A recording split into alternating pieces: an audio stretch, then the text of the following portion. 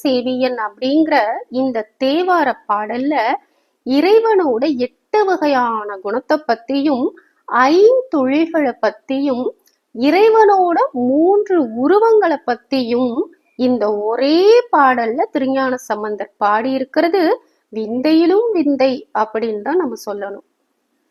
பிறக்கிற உயிர்கள் எல்லாம் முதல்ல தன்னோட அம்மாவை உணரும்.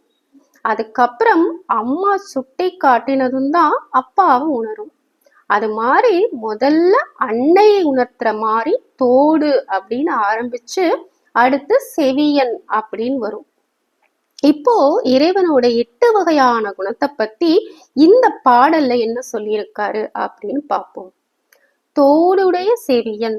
தோடு என்பது பெண்மை உருவத்தையும் செவியன் என்பது ஆண்மை உருவத்தையும் குறிப்பிட்டு பெண் பாதி ஆண் பாதியாக மாதொரு பாகனாக இறைவன் உள்ள தன்மையை குறிக்குது.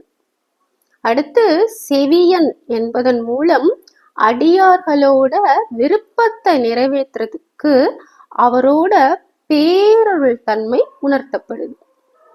அடுத்து காளையை வாகனமாக கொண்டதன் தன்மை இறைவன் தன்மயத்தனா இருக்கிற தன்மையை குறிக்குது.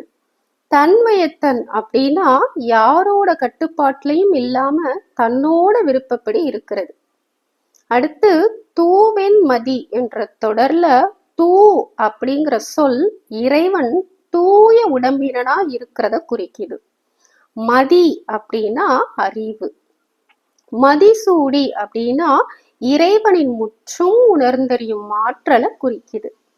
அடுத்து பொடி பூசி அப்படிங்கிறது இறைவன் வரம்பிலா இன்பமுடையவன் என்பதையும், உள்ளம் கவர் கள்வன் அப்படிங்கிறது இறைவன் இயல்பாவே பாசங்கள்ல இருந்து நீங்கியவனா இருக்கிறதையும் குறிக்குது.